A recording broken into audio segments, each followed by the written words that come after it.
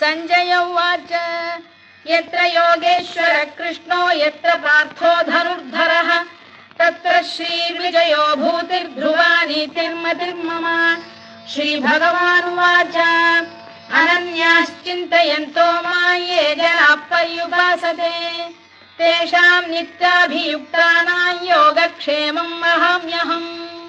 परित्राणाय साधूनां विनाशाय च दुष्कृतां धर्म संस्थापनार्थाय संभवामि युगे युगे।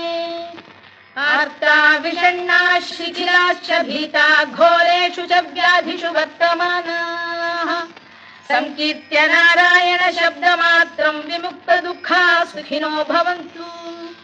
कायेन वाचा मनसेन्द्रियैर्वा बुद्ध्यात्मना वा प्रकृते स्वभावात् करोमि यद्यत् सकलं परस्मै नारायणायेति समर्पयामि।